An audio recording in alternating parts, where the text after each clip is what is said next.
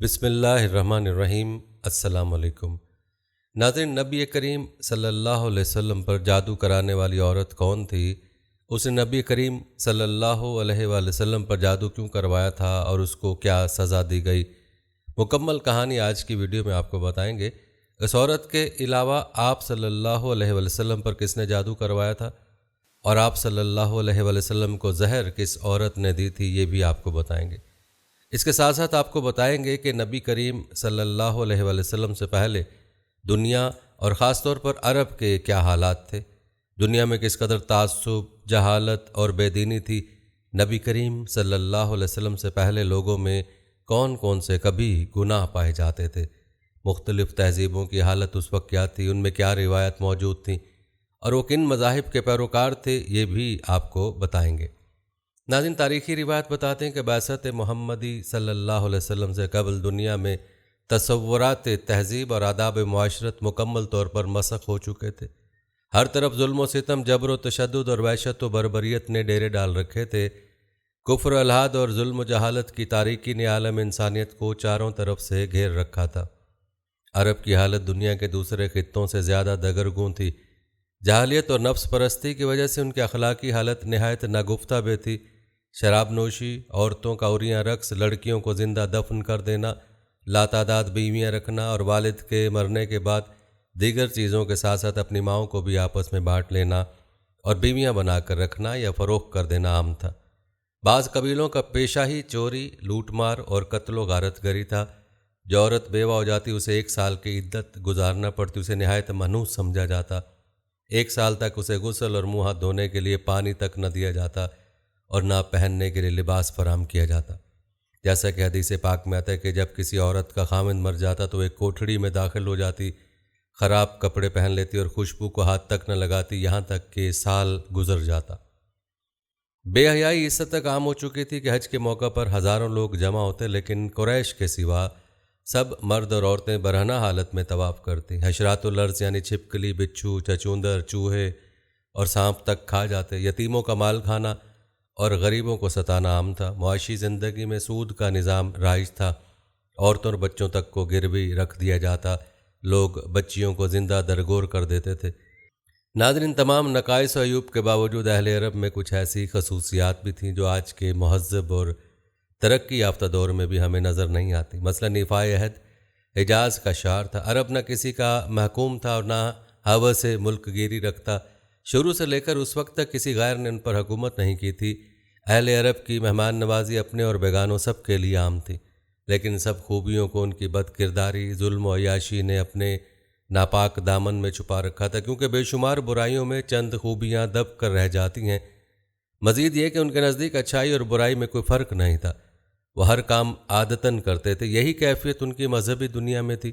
مذہبی ذوق کی تسکین کے لیے انہوں نے بت تراش رکھے تھے، مگر پرستش کے باوجود وہ اپنے معبودوں کے تابع نہیں تھے، جو من میں آتا کر ڈالتے تھے۔ نسلی تفاخر اپنی آخری حدوں کو چھو رہا تھا۔ وہ ہر غیر عرب کو عجم یعنی گونگا کہا کرتے تھے۔ الغرض اس وقت پورا عرب ظلم و جہالت اور اندھیر نگری کا نقشہ پیش کر رہا تھا۔ جس وقت اسلام دنیا میں آیا، مشرق و مغرب دونوں جہانوں پر جہالت کی تاریکی چھائی ہوئی تھی۔ آج ان ممالک میں بسنے والی قومیں اپنے اپنے ثقافتی ماضی کی عظمت کے بارے میں جو کچھ بھی کہیں، لیکن واقعہ یہ ہے کہ ظہور اسلام سے بہت پہلے ان اقوام کی علمی اور ثقافتی سرگرمیاں ختم ہو چکی تھیں اور وہ جمود و اضمحلال کی زندگی بسر کر رہی تھی۔ ناظرین، نبی کریم صلی اللہ علیہ وسلم کی ذات پر جادو کرانے کا واقعہ یوں منقول ہے کہ ایک یہودی جس کا نام لبید بن عاصم یہودی تھا، اس نے حضور اقدس صلی اللہ علیہ وسلم پر جادو کر دیا تھا۔ بعض روایت میں ہے کہ لبید بن عاصم یہودی جس نے نبی کریم سرور دو عالم صلی اللہ علیہ وسلم پر جادو کیا تو اس نے اپنی لڑکیوں کو جادو سکھایا تھا، اور ان لڑکیوں نے تانت کے دھاگے کو لے کر اس میں گرہیں باندھی تھیں اور اس تانت کے دھاگے کو کنگھے کے اندر لگا دیا تھا۔ اس جادو کی وجہ سے نبی کریم سرور دو عالم صلی اللہ علیہ وسلم کی طبیعت کچھ ناساز ہو گئی، اور ناساز اس طرح ہوئی کہ بعض اوقات وحی کے علاوہ دیگر امور میں آپ صلی اللہ علیہ وآلہ وسلم ایک کام کر لیتے مگر خیال ہوتا تھا کہ نہیں کیا۔ اس طرح کی کیفیت اور اس کی وجہ سے ایک طرف انقباض کی کیفیت طاری رہتی۔ آپ کو یہ تکلیف کئی دن تک جاری رہی۔ ایک دن آپ نے حضرت عائشہ صدیقہ رضی اللہ تعالیٰ عنہ سے فرمایا کہ مجھے جو تکلیف چل رہی ہے اس کے بارے میں اللہ تبارک تعالیٰ نے مجھے خواب میں اس کا اصل سبب بتا دیا۔ میں نے خواب دیکھا کہ 2 فرشتے اور میرے پاس آ کر بیٹھ گئے اور انہوں نے آپس میں گفتگو شروع کی کہ ان صاحب کو کیا ہوا ہے، ان کو کیا تکلیف ہے۔ دوسرے فرشتے نے جواب دیا کہ ان پر کسی نے جادو کر دیا۔ پہلے فرشتے نے پوچھا کہ کس نے جادو کیا؟ دوسرے نے جواب دیا لبید بن عاصم کے نام سے ایک یہودی ہے، اس نے جادو کیا ہے۔ پھر پہلے نے سوال کیا کہ کس چیز میں جادو کیا اور کہاں کیا ہے؟ دوسرے فرشتے نے جواب دیا کہ کنگھے کے ذریعے جادو کیا ہے، اور کنگھے کے اندر جو بال آ جاتے ہیں کنگھا کرتے وقت ان بالوں کو بھی استعمال کیا ہے۔ پوچھا کہ کہاں ہے؟ جواب دیا کوئی کنواں ہے بیر زروان کے نام سے، وہاں پر اس نے جادو کے کلمات پڑھا کر وہاں دفن کر دیے۔ یہ ساری تفصیل نبی کریم سرور دو عالم صلی اللہ علیہ وسلم کو ان فرشتوں کے ذریعے بتا دی گئی۔ حضرت عائشہ رضی اللہ عنہا سے آپ صلی اللہ علیہ وسلم نے فرمایا کہ اللہ تعالیٰ نے میری اس تکلیف کے بارے میں مجھے ساری تفصیل اس طرح بتا دی ہے۔ چنانچہ نبی کریم سرور دو عالم صلی اللہ علیہ وسلم خود اس کنویں کے پاس تشریف لے کر وہاں جا کر آپ صلی اللہ علیہ وسلم نے دیکھا کہ اس کا پانی بالکل پیلا پڑا ہوا تھا۔ وہاں سے وہ کنگھا بھی برآمد ہو گیا، کنگھے کے اندر جو بال تھے وہ بھی برآمد ہو گئے۔ پھر اس موقع پر یہ 2 صورتیں سورہ فلق اور سورہ ناس نازل ہوئیں۔ ناظرین، آپ نے ملاحظہ کیا کہ نبی کریم صلی اللہ علیہ وسلم پر جادو کرنے والی جادوگرنیاں لبید بن عاصم کی بیٹیاں تھیں، جنہوں نے اپنے باپ سے جادو سیکھا تھا، اور یہ جادو بالوں پر گرہیں لگا کر کیا گیا تھا۔ اور اس موقع میں اللہ تعالیٰ نے قرآن پاک کی آخری 2 صورتیں سورہ فلق اور سورہ ناس نازل فرمائیں۔ ناظرین، اس واقعے کے علاوہ ایک یہودی عورت کا واقعہ بھی منقول ہے جس کا نام لبیت الحمرا تھی۔ اس عورت نے بھی نبی کریم صلی اللہ علیہ وسلم کے ساتھ دشمنی کی بنا پر آپ صلی اللہ علیہ وآلہ وسلم پر جادو کیا تھا۔ یہ چاہتی تھی کہ نبی کریم صلی اللہ علیہ وآلہ وسلم بیمار پڑ جائیں اور اس بیماری سے آپ صلی اللہ علیہ وسلم کی وفات ہو جائے، لہٰذا اس نے آپ صلی اللہ علیہ وآلہ وسلم پر تعویذات کرائے تھے، جس سے آپ صلی اللہ علیہ وسلم کی طبیعت خراب رہنے لگی تھی۔ لیکن زید بن حارثہ رضی اللہ تعالیٰ نے تعویذات خواب میں دیکھے تو آپ صلی اللہ علیہ وآلہ وسلم کو ان کے بارے میں بتایا، ان تعویذات کو پھاڑ دیا گیا۔ کہتے جب اس جادوگرنی کو معلوم ہوا کہ آپ صلی اللہ علیہ وآلہ وسلم تو صحت یاب ہو گئے، تو یہ جادوگرنی آپ صلی اللہ علیہ وآلہ وسلم کی خدمت میں آئی اور معافی مانگی۔ آپ صلی اللہ علیہ وآلہ وسلم نے اس کو معاف فرما دیا، لیکن روایت بتاتے کہ اس کو سزا کے طور پر مدینہ منورہ سے نکال دیا گیا تھا۔ ناظرین، اللہ رب العزت نے اپنے پیارے حبیب صلی اللہ علیہ وآلہ وسلم کو جادو سے حفاظت کے لیے 2 صورتیں عطا فرمائیں جن کو معوذتین کہا جاتا ہے۔ ناظرین، آپ کو بتاتے چلیں کہ نبی کریم صلی اللہ علیہ وآلہ وسلم کو زہر دینے والی بھی ایک عورت ہی تھی۔ آپ کو اس عورت کے بارے میں بتائیں گے، لیکن پہلے مختصراً آپ کو نبی کریم صلی اللہ علیہ وآلہ وسلم کی بعثت اور سیرت کے بارے میں بتاتے ہیں۔ یاد رکھیں، حضور نبی کریم صلی اللہ علیہ وسلم کی ولادت باسعادت سے وفات تک کے تمام مراحل حیات آپ صلی اللہ علیہ وسلم کی ذات و صفات اور تمام وہ چیزیں جن کا آپ صلی اللہ علیہ وسلم کی ذات سے تعلق و سیرت میں شامل ہیں، اعلان نبوت سے پہلے اور بعد کے تمام واقعات، کاشان نبوت سے غار ہرا اور غار ثور تک، حرم کعبہ سے طائف کے بازار تک، مکے کی چراگاہوں سے شام کی تجارت گاہوں تک اور خلوت گاہوں سے غزوات کے رزم گاہوں تک، آپ صلی اللہ علیہ وسلم کی حیات مقدسہ کے ہر لمحے کو سیرت کہتے ہیں۔ نیز سیرت نگاروں نے آپ صلی اللہ علیہ وسلم کی ازواج مطہرات، اولاد، اصحاب، سواری کے جانوروں، اسلحے اور برتنوں وغیرہ کے تذکرے کو بھی سیرت کا حصہ شمار کیا ہے۔ یوں سیرت کا مفہوم بہت وسیع ہے۔ ناظرین، ہمارا عقیدہ ہے کہ صرف آپ صلی اللہ علیہ وسلم کی ذات ہی تمام انسانوں کے لیے کامل نمونہ ہے۔ یہ دعویٰ صرف عقیدت اور محبت کی بنیاد پر نہیں بلکہ عقل کا فیصلہ اور تاریخ کی گواہی بھی یہی ہے۔ لہذا سیرت طیبہ کا مطالعہ صرف مسلمانوں ہی کے لیے نہیں، غیر مسلم اقوام کے لیے بھی ناگزیر ہے۔ اسلامی نقطہ نظر سے دیکھا جائے تو یہ مسلمانوں کے لیے محض کوئی علمی مشغلہ نہیں بلکہ ایک فریضہ ہے، کیونکہ رسول اللہ صلی اللہ علیہ وسلم نے فرمایا کہ تم میں سے کوئی بھی اس وقت تک کامل مومن نہیں ہو سکتا جب تک وہ اپنے والدین، اولاد اور تمام لوگوں سے زیادہ مجھ سے محبت نہ رکھے۔ اور یہ بات مسلم ہے کہ کسی کا بار بار اور اچھے الفاظ میں تذکرہ محبت میں اضافے کا باعث ہے۔ نیز جس سے محبت کی جاتی ہے اس کی زندگی کا احوال جاننا بھی ضروری ہے۔ ناظرین، قرآن کریم میں جہاں اللہ پر ایمان لانے کا حکم ہے، وہیں رسول اللہ صلی اللہ علیہ وسلم پر ایمان لانے اور ان کے نقش قدم پر چلنے کا بھی حکم ہے۔ نقش قدم پر چلنے کے لیے ضروری ہے کہ ان کی حیات پاک سے واقفیت ہو، آپ صلی اللہ علیہ وسلم کی زندگی میں ہر شعبے سے وابستہ افراد کے لیے رہنمائی ہے۔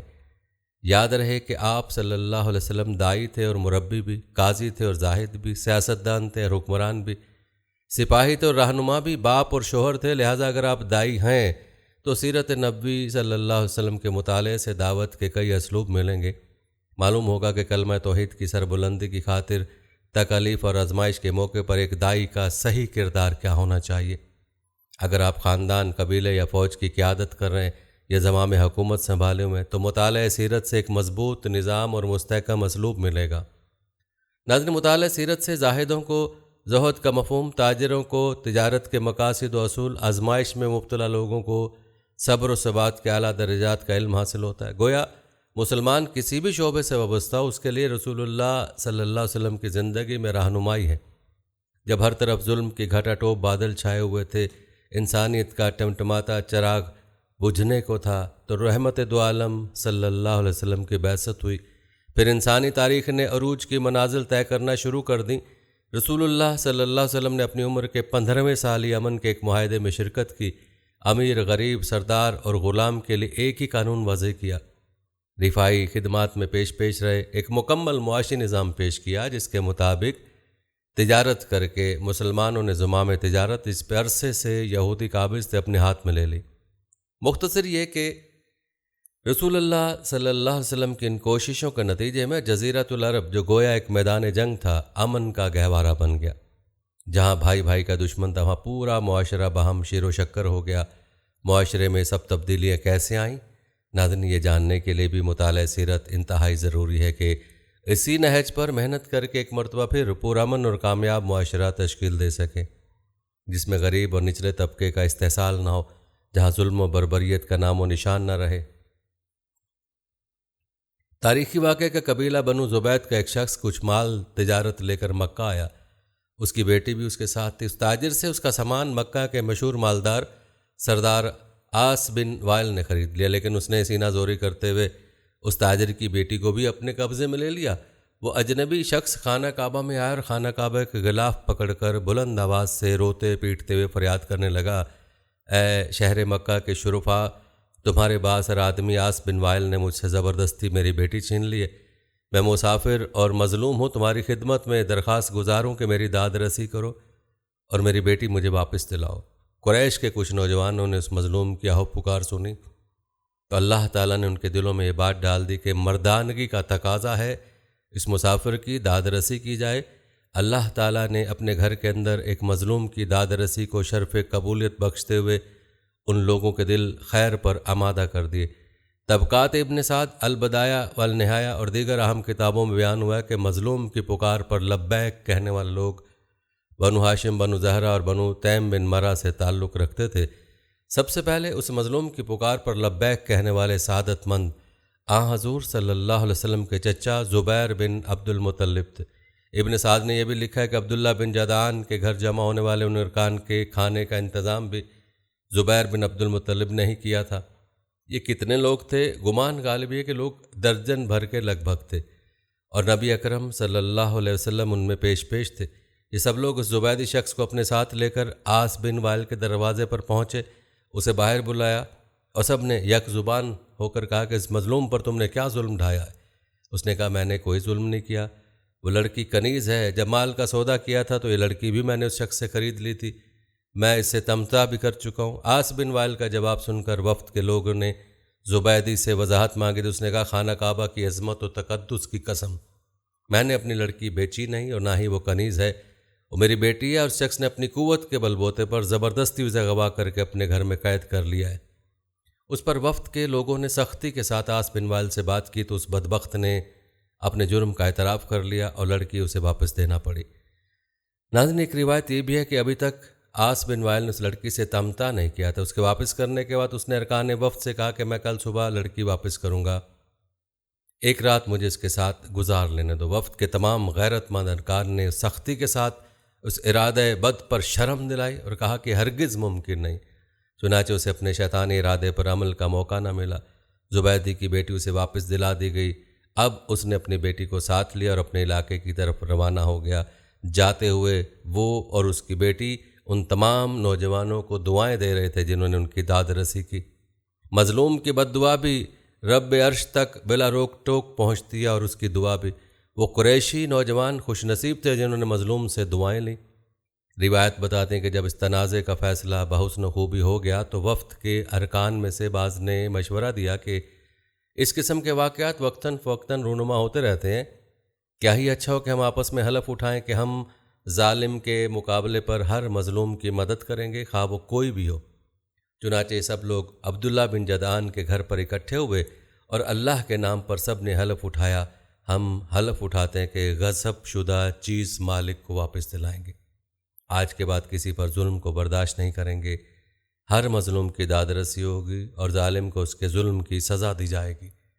ناظرین، اس حلف کو حلف الفضل کہا جاتا ہے۔ یہ تھا تذکرہ نبی کریم صلی اللہ علیہ وسلم کی سیرت کا، اور آپ صلی اللہ علیہ وسلم کے دور کا واقعہ بھی آپ نے ملاحظہ فرما لیا۔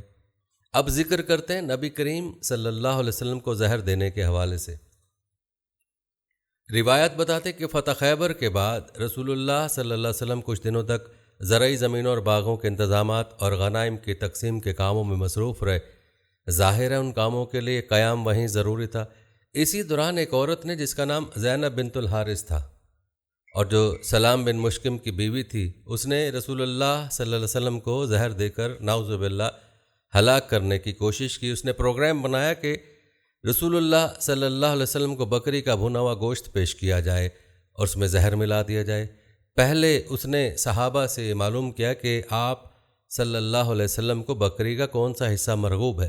لوگوں نے بتلایا کہ آپ صلی اللہ علیہ وآلہ وسلم بکری کی ران شوق سے نوش فرماتے ہیں۔ اس منحوس عورت نے بکری ذبح کی، اس کے گوشت زہر آلود کیا، خاص طور پر بکری کی ران پر زیادہ زہر لگا دیا اور اسے آپ صلی اللہ علیہ وسلم کے خیمے میں لے کر آئی۔ آپ صلی اللہ علیہ وآلہ وسلم مغرب کی نماز ادا کر کے خیمے میں تشریف لائے۔ دیکھا تو ایک عورت خیمے کے باہر آپ صلی اللہ علیہ وسلم کا انتظار کر رہی تھی۔ آپ صلی اللہ علیہ وآلہ وسلم نے اس سے آنے کا سبب پوچھا۔ عورت نے کہا کہ اے ابو القاسم، میں آپ کے لیے بکری کا بھنا ہوا گوشت ہدیے کے طور پر لائی ہوں۔ اسے معلوم تھا کہ آپ صلی اللہ علیہ وآلہ وسلم ہدیہ قبول فرما لیتے ہیں، صدقہ قبول نہیں فرماتے۔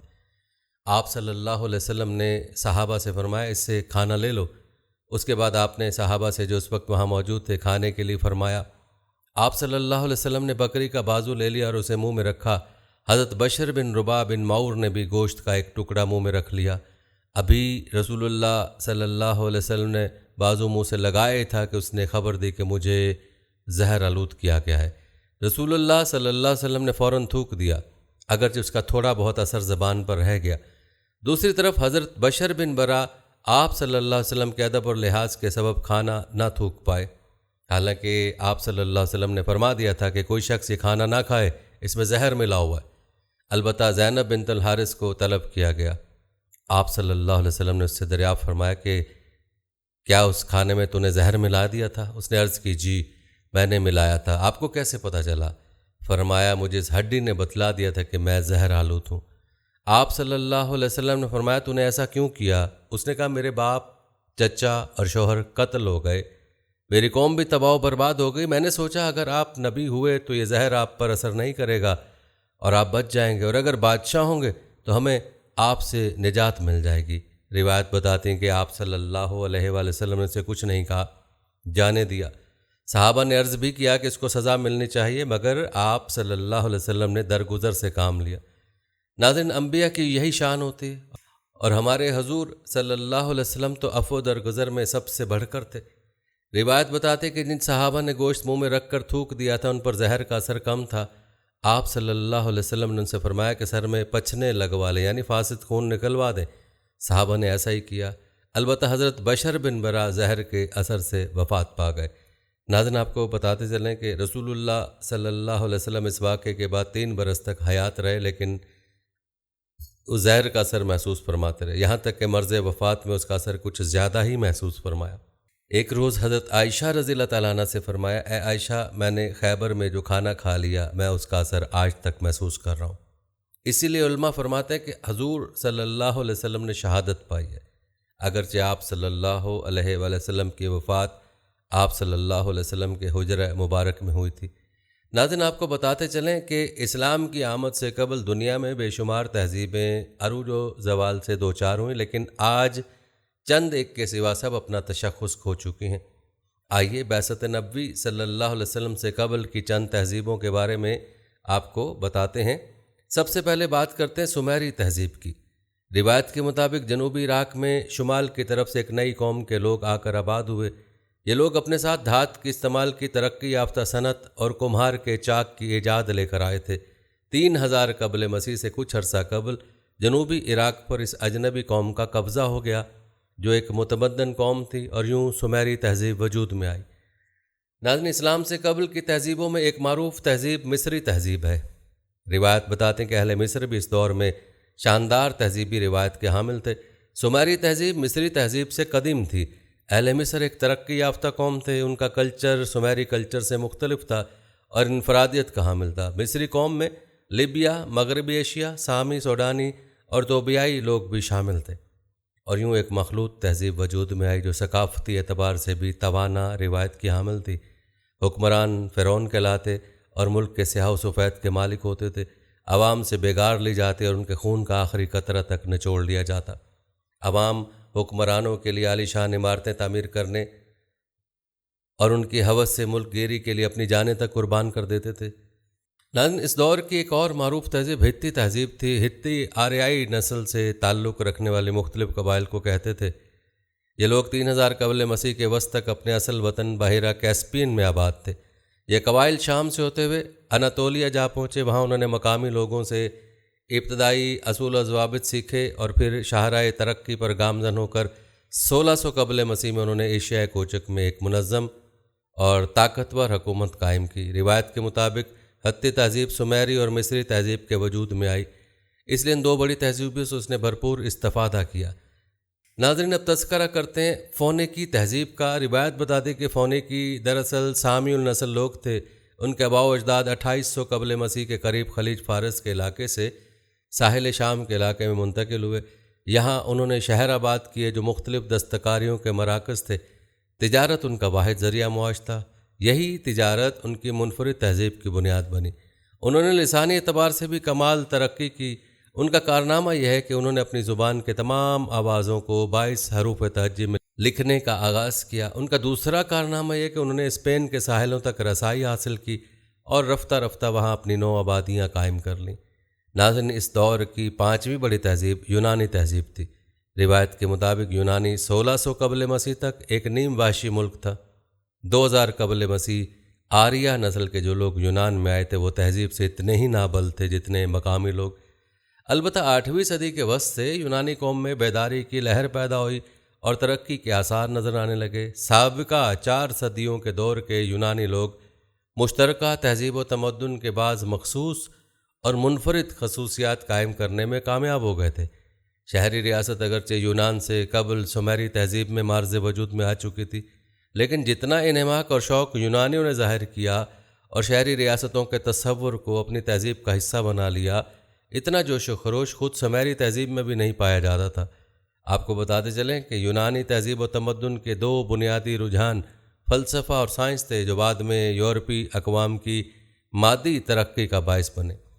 ناظرین، یاد رہے کہ اسلام سے پہلے کی 6ٹھی بڑی اور معروف تہذیب ایرانی تہذیب تھی۔ روایت بتاتے ہیں کہ تہذیب و تمدن کے ابتدائی مراکز میں سے جنوب مغربی ایران کا علاقہ خاص اہمیت کا حامل تھا۔ خلیج فارس سے ملا ہوا یہ علاقہ قدیم زمانے میں علام کے نام سے مشہور تھا۔ آثار قدیمہ کی دریافتوں سے یہ چیز ثابت ہو چکی ہے کہ سمیری تہذیب کے ابتدائی زمانے سے علام کے مرکزی شہر سوسا میں ایک ترقی یافتہ تمدن موجود تھا۔ ظہور اسلام کے وقت ایران ایک طاقتور ملک گردانا جاتا تھا، عسکری حوالے سے بھی اور تہذیبی حوالے سے بھی۔ اس لیے ایران کو سعد کی سپر پاور سے تعبیر کیا جاتا ہے۔ روایت بتاتے ہیں کہ عرب کے مشرق میں ایران ہمیشہ سے اس بات کا مدعی تھا کہ فلسفہ و حکمت نے وہاں نشو و نما پائی اور بعد میں یونان پہنچے۔ تاریخ بتاتی ہے کہ زمانہ قدیمہ میں حکمہ یونان مغان پارس ہی سے ریاضت و مجاہدہ کے آداب سیکھنے جاتے تھے، مگر ظہور اسلام سے کچھ پہلے جہالت کی جو آندھی دنیا میں چل رہی تھی، ایران بھی اس سے محفوظ نہ رہ سکا۔ فارس کا قدیمی علمی و حکمی سرمایہ سکندر لوٹ کر لے گیا تھا۔ ساسانی عہد میں اس نقصان کی تلافی کی کوشش کی گئی، مگر وہ علمی اعتبار سے اتنی غیر اہم تھی کہ تاریخ نے اس کی تفصیل یاد رکھنے کی ضرورت نہیں سمجھی۔ حالانکہ ایران کی سیاسی فتوحات اور ملکی عظمت کی جزیات تک محفوظ ہیں، لیکن اسلام سے پہلے ایران کی اخلاقی بنیادیں زمانہ دراز سے متزلزل ہو چکی تھیں۔ فکری اور نظری زوال و انحطاط ایرانیوں کی سوچوں پر غالب تھا۔ بہرام نے جو 6 صدی عیسوی میں ایران کا حاکم تھا، اپنی بہن سے ازدواجی تعلقات قائم کر رکھے تھے، جیسا کہ ابن جریر طبری میں لکھتا ہے۔ شاہ بہرام کی کوردیہ نامی ایک بہن تھی جو تمام عورتوں سے بڑھ کر نہایت خوبصورت اور کامل ترین تھی۔ اس نے اس کے ساتھ ازدواجی تعلقات قائم کر رکھے تھے۔ ناظرین، اس بات سے ایران میں جہالت کا اندازہ بخوبی لگایا جا سکتا ہے۔ ناظرین، یاد رہے کہ اسلام ایک مکمل دین اور طریقہ زندگی ہے۔ اس کا پیش کردہ نظام فکر و عمل ہر دور کے انسان کی انفرادی اور اجتماعی زندگی کے ہر پہلو کے لیے واحد قابل عمل ضابطہ ہدایت ہے۔ اسلام کا پیروکار اس بات کا پابند ہے کہ اپنی خواہشات کو اللہ کے دین کے تابع کر دے اور کسی بھی خواہش کی تکمیل و تسکین کے لیے صرف وہی راستہ اور طریقہ کار اپنائے جس کا تعین دین میں کیا گیا۔ اللہ تعالیٰ کا ارشاد ہے، اے لوگو جو ایمان لائے ہو، دائرہ اسلام میں پورے کے پورے داخل ہو جاؤ۔ اور رسول اللہ صلی اللہ علیہ وسلم نے فرمایا، تم میں سے کوئی بھی اس وقت تک مومن نہیں ہو سکتا جب تک اس کی خواہشات میری لائی ہوئی تعلیمات کے تابع نہ ہو جائیں۔ ناظرین، اس آیت اور حدیث سے ثابت ہے کہ اسلامی تعلیمات کے دائرہ انسان کی پوری زندگی پر محیط ہے۔ یہ تعلیمات انسانی زندگی کے ہر فکری و عملی پہلو کے لیے رہنما اصول فراہم کرتی ہیں، جن کی پشت پر رسول اللہ صلی اللہ علیہ وسلم کا نمونہ عمل یعنی اسوہ حسنہ موجود ہے۔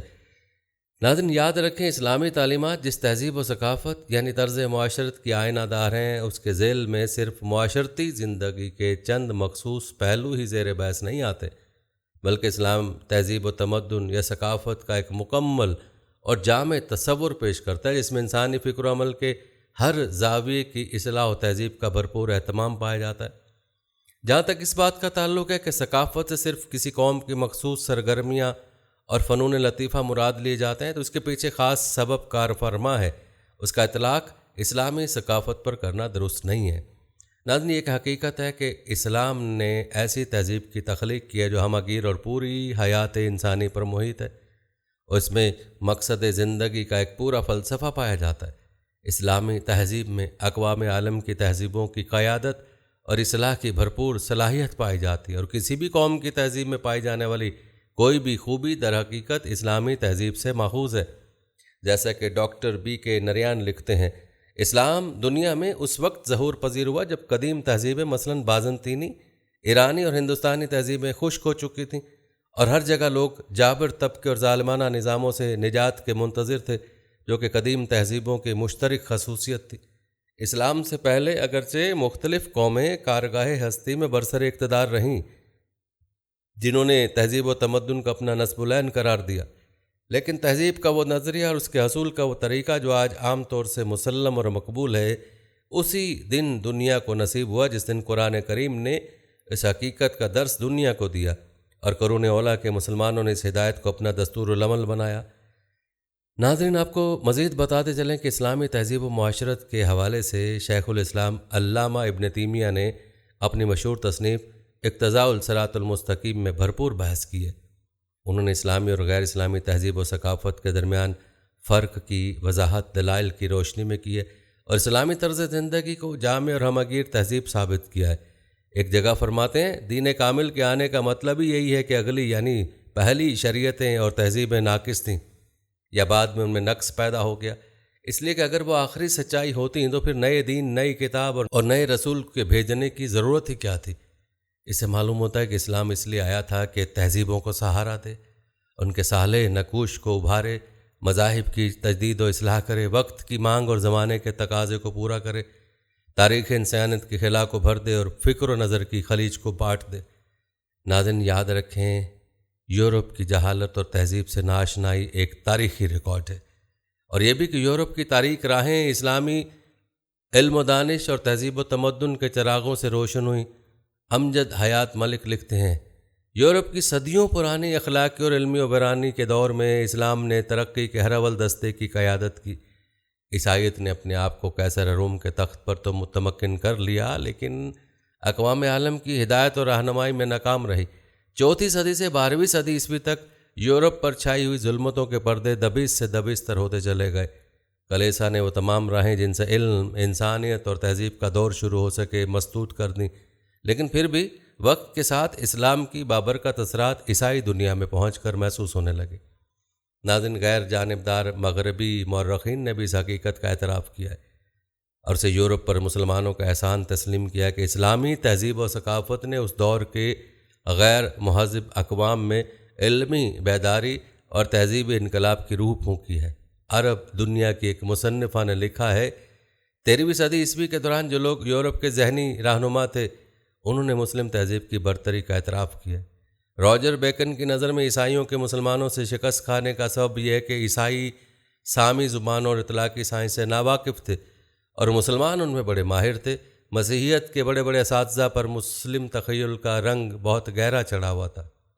ناظرین، روایت بتاتی ہیں کہ برطانیہ میں Markfield Institute of Higher Education کی نئی عمارت کے افتتاح کے موقع پر برطانوی شہزادہ چارلس نے اپنی تاثرات بیان کرتے ہوئے دین اسلام اور اسلامی طرز معاشرت کی حقانیت اور جاذبیت کا اعتراف کیا تھا۔ انہوں نے تاریخی حوالوں سے بتایا کہ عالمی تہذیب کی حسن کاری میں اسلام کا بہت بڑا کنٹریبیوشن ہے۔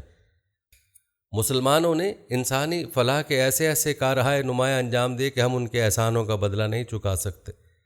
ناظرین، یاد رکھیں، جس طرح اسلام دین فطرت ہے، اسی طرح اس کی پیش کردہ تہذیب بھی فطری تہذیب ہے، جس میں فطری جاذبیت ہے۔ ایک غیر جانبدار انسان، خواہ اس کا کوئی بھی مذہب ہو، اس سے متاثر ہوئے بغیر نہیں رہ سکتا۔ یہ حقیقت ہے کہ دنیا بھر کی تہذیبوں پر اسلامی تہذیب فائق ہے اور سب پر اس کے گہرے اثرات مرتب ہوتے ہیں۔ لیکن اسلام اور اسلامی تہذیب نے ہمیشہ دوسرے مذاہب اور تہذیبوں کو متاثر کیا ہے۔ احمد عبداللہ لکھتے ہیں، جب مسلمان اسپین، پرتگال اور جنوبی یورپ میں داخل ہوئے، ان علاقوں میں اسلام پھیلنا شروع ہو گیا، لیکن یہ پھیلاؤ کسی بھی اور علاقے کی نسبت سست تھا۔ ہسپانوی لوگوں کی ایک بڑی تعداد نے نہ صرف اسلام قبول کیا بلکہ عربی زبان اور اسلامی تمدن کو بھی جوش و خروش سے اپنایا۔ ناظرین، روایت بتاتے ہیں کہ زرتشتوں نے حلقہ اسلام میں اس لیے شمولیت اختیار کی کیونکہ پادری اپنی طاقتور حیثیت سے بلا جواز فائدے اٹھا رہے تھے۔ اس کے نتیجے میں ان کے اقتدار کی تباہی کے ساتھ ابتری پیدا ہوئی۔ ہندو مت سے اسلام کے سائے عاطفت میں آنے کی عمومی وجہ ذات پات کے امتیازات تھے جو معاشرے کے ایک طبقے کے ساتھ انتہائی بے انصافی کے ذمہ دار تھے۔ منگولوں اور تاتاریوں نے اپنے عہد کے مسلمانوں کے ترقی یافتہ تمدن اور تعلیمی اور سائنسی کارناموں سے متاثر ہو کر اسلام قبول کیا۔ اسی طرح افریقی باشندوں اور ہندوستان کے اچھوتوں کے اسلام سے متاثر ہونے کی وجہ یہ بیان کی جاتی ہے کہ مغرب کے ہاتھوں رنگ اور دیگر خود ساختہ معیاروں کی بنیاد پر ظلم اور استحصال کا نشانہ بننے کی وجہ سے افریقہ کے لوگوں کی بڑی تعداد پہلے ہی دائرہ اسلام میں داخل ہو رہی ہے۔ یہ ان کی ضرورت ہے جو انہیں اسلام کی طرف لا رہی ہے۔ اسی طرح ہندوستان میں اچھوتوں کا معاملہ ہے۔ یہ پسے ہوئے لوگ محسوس کرتے ہیں کہ صرف اسلامی معاشرہ ہی انہیں مساوات اور بھائی چارے کی لازمی اور یقینی ضمانت دیتا ہے، جو کہ شریعت کے ذریعے مستقل قدروں اور اصولوں کی روشنی میں قائم ہوتا ہے۔ اسلام کو ان کی کوئی ضرورت نہیں بلکہ انہیں اسلام کی ضرورت ہے۔ ناظرین، آپ نے ملاحظہ کیا کہ کس طرح سے اسلام نے پوری دنیا کی تہذیبوں پر اثر انداز ہو کر دنیا کو جہالت کے اندھیروں سے نکالا، اور آج جو تہذیبیں دنیا میں ترقی یافتہ ہونے کے دعوے کر رہی ہیں، دراصل ان کو جہالت سے نکالنے کا کام اسلام اور مسلمانوں نے ہی کیا ہے۔ اس بات کو یہ تہذیبیں خود بھی تسلیم کرتی ہیں۔ ناظرین، یہ تھی ہماری آج کی ویڈیو۔ کمنٹ سیکشن میں اپنی رائے کا اظہار ضرور کریں اور بتائیں کہ آپ اگلی ویڈیو کون سے اسلامک ٹاپک پر دیکھنا چاہتے ہیں۔ آپ کی قیمتی رائے ہمارے لیے بہت اہمیت رکھتی ہے، اور جانے سے پہلے ویڈیو کو شیئر ضرور کیجیے گا۔ اللہ تعالیٰ آپ کو اپنی حفظ و امان میں رکھے۔